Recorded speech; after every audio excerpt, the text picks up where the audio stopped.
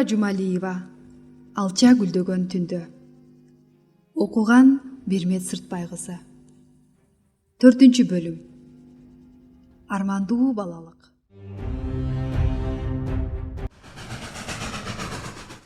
Ташкенттен чыккандан кийин поезд ар кайсы жеринде сөксөөлөскөн мейкин талааларды аралап күжүлдөп келе берди. Талаада пахта жыйнап жүргөн дыйкандар закымсымал улам терезеден көрүнүп, анан улам алыстап артта калып жатышты. Купеге жайгашкан жоодардын маанайы чөктү. Эсинен кайырчы бала кетпей туруп алды. Бала чагында энеси экөө Караколдун базарында кайыр сурап жүргөн күндөрү эсине түштү. Атасы ким экенин билчү эмес. Эс тарткан эле эл быкылдаган базарда өзү курдуу бир нече бала жана апасы менен кайыр сурап жүргөнүн билет. Апасы шырыктай узун бойлуу, соксойгон кара тору аял эле. Арыктыгынан сөөгү терисине жабышып, кырдач мурду ушталган карандаштай болуп, уштуюп турар эле.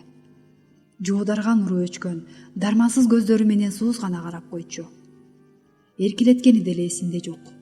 Болгону кир колунан жетелеп алып, базарды аралап, боз шалы жоолугун артка таштап, кээ күндөрү ачкачылыктан сенделип, буту чалыштап, ошого да болбой аны дегдеңдете ээрчитип жүргөн күндөрү эсинде калыптыр.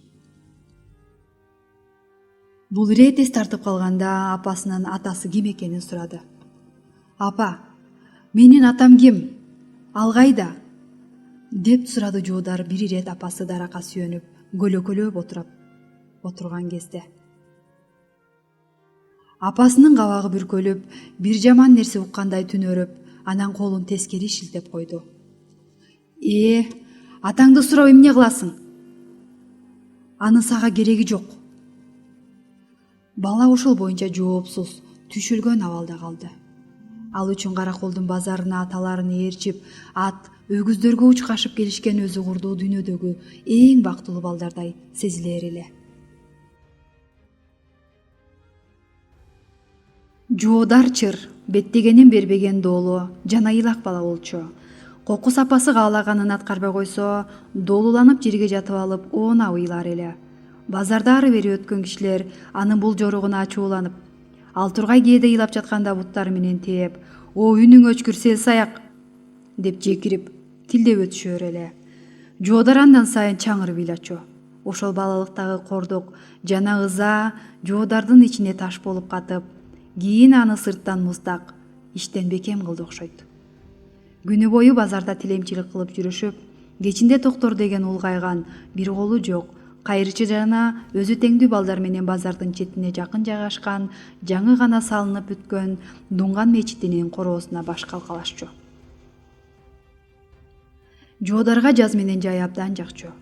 Жону күнгө жылып, балдар менен кээде текирең таска салып чуркап, жарышып отуруп, калаанын четине чейин барышчу. Ал жерден орус дыйкандарынын талааларына жашырынып барып, буудай менен аралаштырып, себилген көк бурчактан уурдап келишчү. Жемиштер бышкан кезде бай көпөстөрдүн бакчаларындагы алмаларды уурлукка киришер эле. Ошол жылы жаз жаңыдан келип, бирок суук болуп жаткан алашалбырт күндөрүндө апасы катуу ооруп калды. Анын ооруп жатканына жоодар канчалык беймаза болсо да, базарга кайыр сурап чыгып кетип жатты. Бир күнү кечке жуук кайтып келсе, мечиттин короосунун жанында сакчылардын арабасы туруптур. Бир аздан кийин алар апасынын бетин жаап, замбилге салып алып чыгышып, арабага салып киришти. Жоодар жулуна аны көздөй чуркады. Карыган орус сакчы аны мылтыгынын түп жагы менен көкүрөккө түрттү. «Токто уулум, ал өлдү. Эми андан сага пайда жок». Жоодар турган ордунда таштай катып селейди.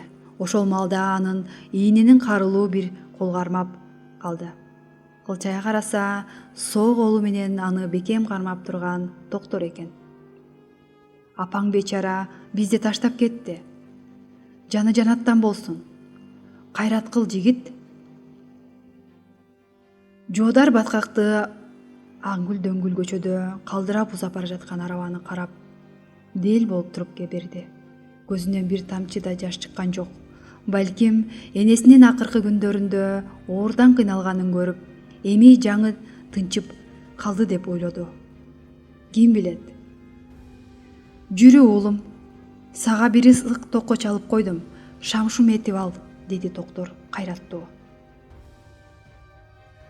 Дел болуп турган жоодар отургандан кийин сөз баштады. Атайын эле жоодарды алаксытып, сооротуш үчүн кеп баштады окшойт. Уулум, сага жаңылыгым бар. Мен 2 күн мурда 1905 жылы Орус-Япон согушунда бирге болгон Сергей деген орус досумду таап алдым. Ал мени көрүп таң калганы сураба. Экөөбүз душмандарга каршы бирге согушканбыз. Менин колумду замбиректин оту жулуп кеткенде да ал мени жонуна көтөрүп алып, аман сактап калган. Кантип кайрчу болуп калдың? Сен эң алдыңкы жокер элең бир кезде. Төшүңдө Георгийдин кресттери жаркырап турбады беле? Деп кадимкидей ыйлады ал. Мен бир колум жок малайлыкка жарабай турганымды айттым. Согуштан келсем, үй бүлөмдү ар көчкө алып кеткенин, коколой башым калып, минтип тилемчиликтен башкага жарабай калганымды дагы жобурап бердим. Ал мага өзүнүн чарбагына келип иштеп, ат багууга жардам берүүнү суранды. Караколдогу кошуунга аскер башчы болуп жаңыдан дайындалып келген экен. Доктор өзүнүн оозунан бери өскөн сакалын бир колу менен сылай, ойлуу сөзүн улады. Мен сен тууралуу да айттым. Келсин, Караколдогу орус түзем мектебине киргизем деп убада кылды. Апаңды догурунуп жүрүп алып тындың. Сени ачка калбасын деп, ал байкуш бир тиштем нанын сага берип, кезерип отурчу эле. Сага болсо, мен жедим, деп койчу. Ачкачылык эле түбүнө жетти апаңдын.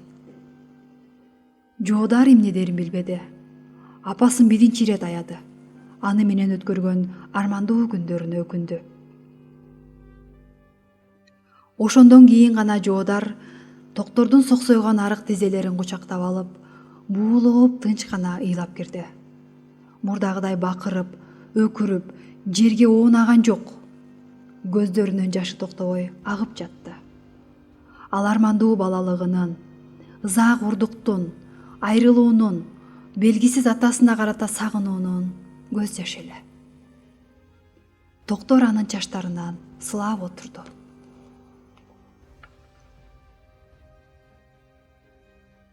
Уулум, апаң өлөрүндө сенин атаңдын ысымы Иманбай экенин айтты.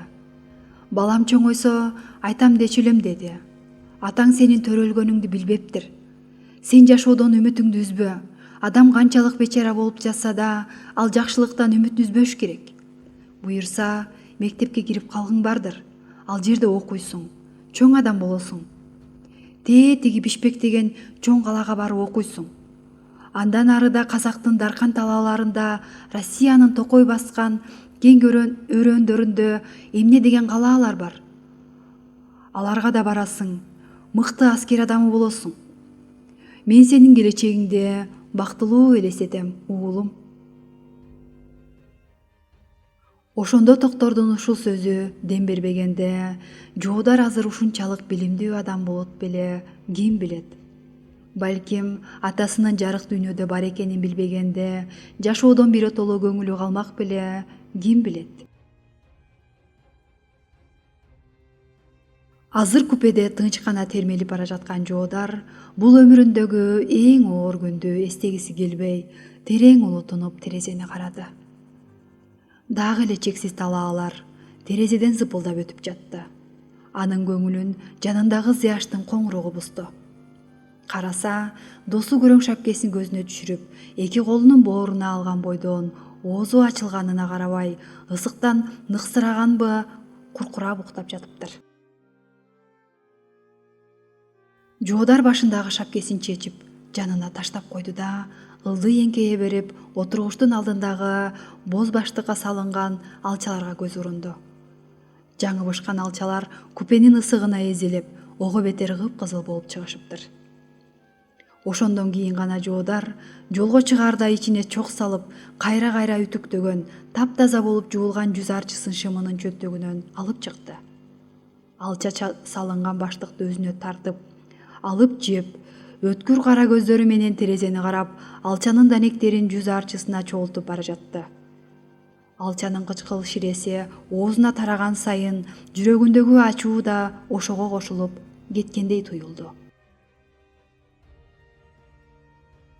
Мекенине сапар тарткан паровоз Олуя атанын станциясына жеткенге дагы көп бар. Гүлнура Жумалиева, Алча гүлдөгөн түндө. Окуган Бермет Сыртбай кызы. 5-бөлүм. Караңгыдагы келишим. Күн батар алдында тоо этегиндеги бутка жерде топ атчан турду. Аттар кишенеп, кош куруп жатышты. Топ башында турган жерде атчан, өңү кара сор киши алда кимди күткөндөй, атын ойдолоктото, тизгин тартып, бирөөнү чыдамсыздык менен күтүп жаткандай. Ал көй каптоолорун жайлап, айрымдары үчүн кадырлуу байеке, Кеңеш өкмөтү жана Кызыл армия үчүн басмачыдай атка конгон Аман Баракановдун жалгыз уулу Нуске Баатыр болчу. Бир аздан соң алысыраакта шаңкайган Хан Теңирдин чокусу күндүн батып бараткан нурларына чагылышып, кып-кызыл болуп чыкты. Дал ошондуктан жергиликтүү эл бул тоону Кан тоо деп да аташат. Ошол маалда аттардын дүбүртү чыгып, дүпүрөгөн калың топтун карааны көрүндү. Бул Кытайдын атайын Аман Баатыр үчүн курал жарак алып келе жаткан Шинжаңдык уйгур Алимжан мырзанын тобу болчу. Алардын алдын тосо барган Нуске Баатыр атынан шабыргып түшүп Алимжанды каршы алды.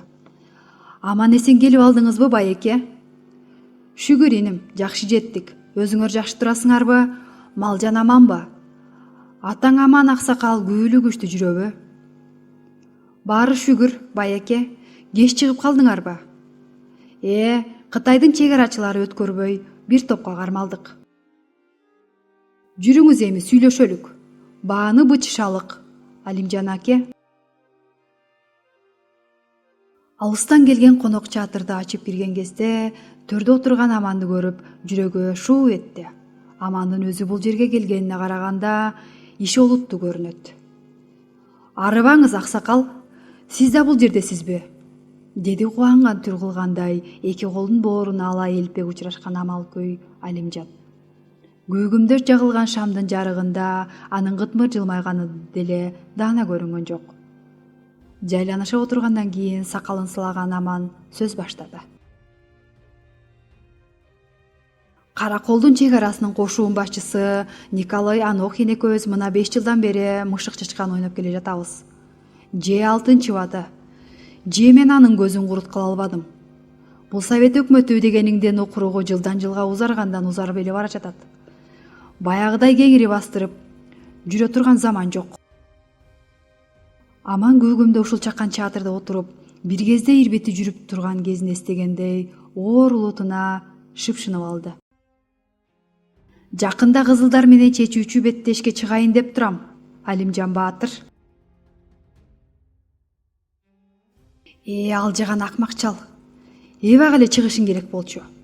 Жоо кеткенден кийин кылычыңды ташка чаап, эми советтерге алышып, алың күрөшүп күчүң жетпейт го, деп ойлоду ичинен Алимжан. Бирок ал улуу өлкөлөрдүн ортосундагы саясатка киришип, эмне кылсын? Ушу кезге майда барат аткезчилик кылып, апийим, курал ташуу деген сыяктуу иштерге ортомчулук кылчу. Ага бул жолу чоң кожоюндан Аманга курал жарак жеткирип берүү, акысына алган акчаны кайра чоң кожоюнга жеткирип берүү деген тапшырма түшкөн. Ошону аткарып жүрөт. Болбосо Совет өкмөтү жүргүзүп жаткан жигердүү иштерден Алимжандын толук кабары бар эле. Ушуларды ичинен бир саамга ойлоно калган ортомчу жүзү жылмайган калыбынан жазбай, Амандын айтканын берилүү менен угуп жаткан сыяктанып, башын элпек ийкегиледи. Алым келсе, алардын Караколдогу чек ара гарнизонун түп орду менен талкалайм. Ошондон кийин биротоло Кытайдын чегине өтүп кетейин деген ниетим бар. Бул куралдарды ошон үчүн алдырттым. Гарнизонду талкалагандан кийин өзүмдү ээрчиген калың топ менен Шинжан тарапка өтүп кетсем дейм. Ата бабамдын жеринде топурак буйурсун деп тилеп келгем. Бирок Анохин деген неме мага каршы чоң чабуул баштайт деген кеп уктум. Алга атылганча мен биринчи кол салсам дейм. Аман такыр айта кырдырган башын сылай кебин улады. Непадам чек арадан өтөрүмдө маселе чыгып калса мага жардам бер. Шинжандын губернатору Ян мырзанын ордуна башчы болгон Шужендин арааны катуу жүрүп жатканынан кабарым бар. Ага деп атайын белек камдатып койдум. Ала бар. Менин өз элим, туугандарым менен барарымды кабарлап, уруксаат алып бер. Ушул иштерге жарайсыңбы, Алимжаным? Пулду болсо аябайм. Ортомчу ичинен кым этти. Жаңы губернатор менен иштешкен 1-2 киши менен анын мамилеси жакшы болчу. Эпилдей Амандын сөзүн коштоп кетти. Албетте, байеке, колумдан келет. Мына көптөн күткөн курал жарактарыңыз колуңузга тийди. Баардыгы жапжаңы, карабиндер, гарнизонго кол салып, капырлардын көзүнө көк чымын үймөлөтөрүңүзгө көзүм жете эле турат. Аман унчукпады. Ойлуу отурду. Мурдагыдай жаш чагы болгондо ушул Эпил деген Алимжанга күнү деле түшмөк эмес. Анда Кытайга эркин кирип чыкчу. Колунан акча куюлган кызыл кулак соодагер эле. Жаш чагында 1880-жылдардын башында Кашкарда өзүн кумардан утуп алган бир кумарчыга ачууланып, аны сабап жатып өлтүрүп алган. Анысы мурдагы губернатордун туугандары болуп чыкты. Жасоолдор кармап барып зынданга салды. Тайтуяк алтын берип жатып, андан качып чыкты. Уйгур аялы жана андан төрөлгөн 2 уулу ошол жакта калды. Элине кайтып келди. Ал кезде Нарбоз бийдин келгели келип турган эле. Арып, ачып, качып келген жигитти өзүнө жигит кылып алды. Кытайдан келген соодагерлер менен сүйлөшкөндө тилмеч болчу. Ошентип жүрүп кайрадан байыды. Үй бүлө күттү. Нарбоздун уулу Сагалы менен көп жыл дос болду. Эми ал Совет тарапка өтүп кеткен. Тынчтыкты Ортомчунун үнү бузду. Аксакал, эми бул болсо Смит мырзанын сизге берип жиберген белеги. Алимжан элпектик менен жанына көтөрө жүргөн куржунун аңтарып, тышы булгаары менен капталган кабыкты ачып, анын ичинен англис маузерин алып чыкты. Маузерди колуна алган Аман ыкшоо гана алып, ары-бери карап чыкты. Өзүнүн маузеринин анча деле айырмаланбайт окшойт. Смит мырзага айта бар. Бул ирет чек арачы Анохинди биротоло ташталканын чыгарам. Айылдан бир канчалаган жигиттерди өзүмдүн катарыма коштум. Халкоз деп кеңеш өкмөтү көбүнүн малын тартып алышканда мага келишти. Бирок менин Шинжанга барып жашашыма уруксаат алып берсин. Сенин Шинжанга эмне кереги бар эле? Деп ичинен ойлонду Алимжан. Сенин дооруң эбак бүткөн. Колуңда азыркы бийликти кызыктыра турган эч нерсең жок. Андан көрө ушул жерде туруп, улам саткан малыңа курал жарак сатып ала берсең пайдалуу болмоксуң. Ортомчу ошол эле күнү кайра келген жолу менен артка кетти. Кайтып келе жаткан Нусуке Баатыр жанындагы жигитте Калмырзага шыбырады. Жарактардын шек шыбасын башкалар билип калыш электе Кызыл үңкүргө алып барып бекиткиле. Бир топ жигит шаша-буша курал жүктөлгөн жылкыларды башын буруп айдап жөнөштү. Ушул маалда чатырлардын туш маңдайындагы бийик кош асканын жапалак арча өскөн боорунда киши чыккыс тик жерде Караколдун чек ара зардалынын башчысы Николай Анохин аларга дүрбү салып отурган болчу. Жанында өзүнүн жол көрсөтүүчү Эгемберди ишенимдүү аскери Иванцин булк этпей жатышат. Алардын ортосундагы аралык 2 чакырымдай болсо да, тоонун тунук абасында Амандын жигиттеринин ар бир кыймылы даана көрүнүп турду. Куралдарды көй каптагы Кызыл үңкүргө карай алып жөнөштү. Деп шыбырай сүйлөдү жол көрсөтүүчү Эгемберди. Командир азыр барып атып салсакчы, деп шыбырады Иванцин. Жок, деди Анохин кабагын чытып. Бир Аманды өлтүрүү менен иш бүтпөйт. Бизге анын бүтүндөй кошууну жана курал бекиткен Кызыл үңкүрүнүн так орду керек. Азыр ок чыгарсак, калгандары тоого сиңип кетет. Москвадан атайын экспедиция келгенче биз баарын бир заматта курчоого алышыбыз керек. Анохин терең дем алды да дүрбүсүнүн жанындагы Иванцинге карматып акырын өйдө болду. Болжолу жата берип бооруна жердин сызы өтүп кетти көрүнөт. Андан ары эмне кыларын ойлонгондой башын мыкчып отурду. Анын баш оорусу Аман Бараканов, жергиликтүү байлардын бири. Совет өкмөтүнө чейин эле Гөйкап тоолору мекендеп, Кытайга кирип чыгып, кийин Кеңеш өкмөтүнө багынып бербей койгон киши. Эми жогору жактан аны жок кылууга тапшырма түштү. Буга чейин 2 жолу аскерлер менен ага каршы барган эле, бирок Гөйкаптын сырын жакшы билген Амандын жоокерлери ал жетектеп барган кызыл аскерлерди буктурмага алып, бирден терип атып салган. Өзү өлдүм талдым деп араң качып кутулган. Гөйкапка өтчү ашуудагы жол июль менен августта гана ачылат. Ушул учурдан пайдаланып, Амандын тобун жок кылыш керек.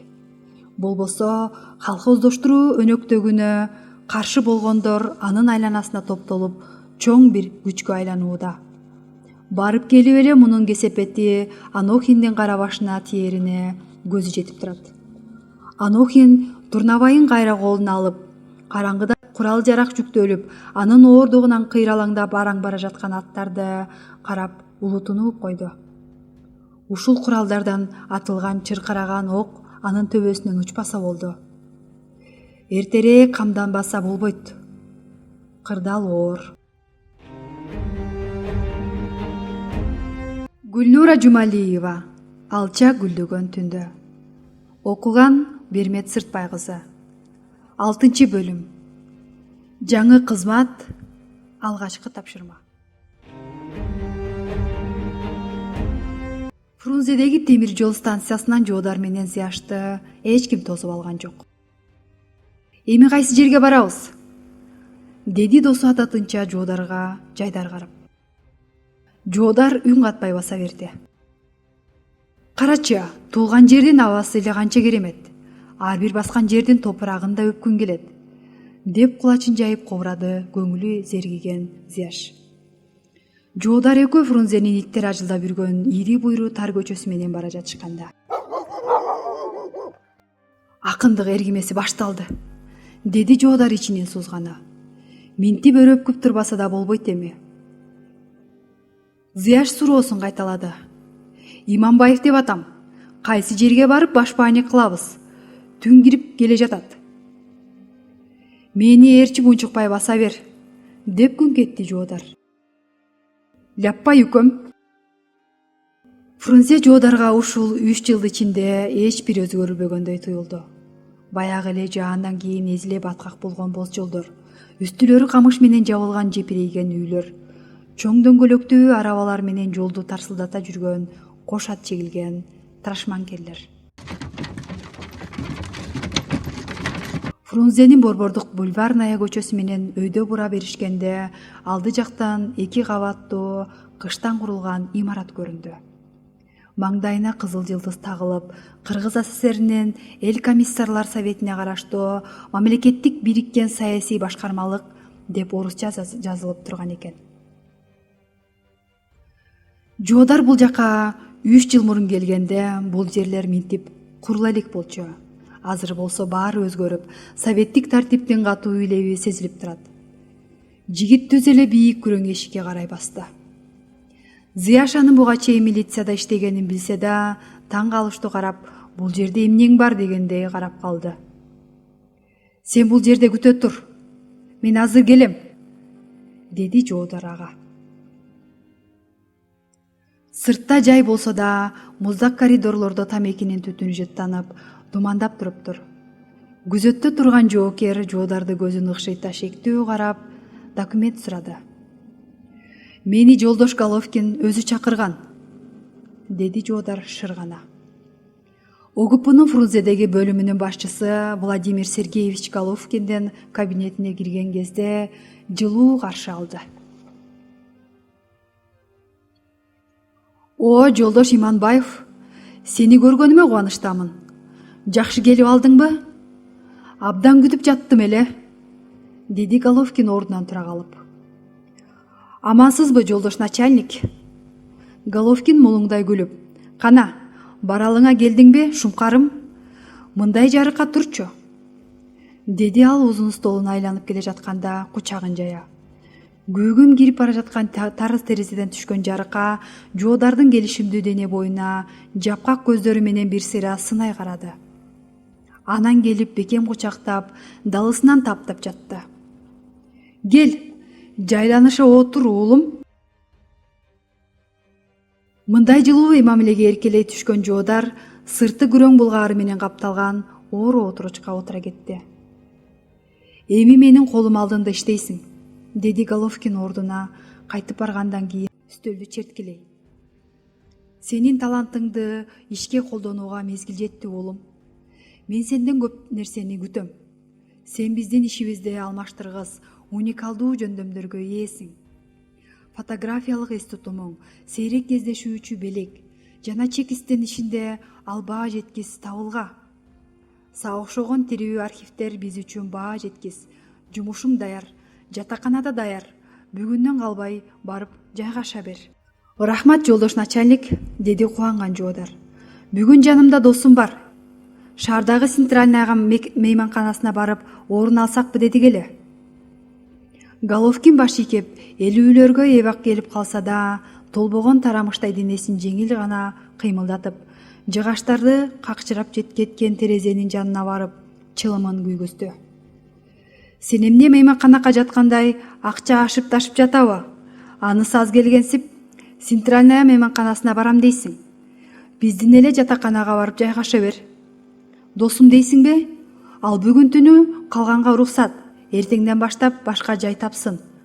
Бул жерге болбойт. Биздин башкармалыкта тартип катуу уулум.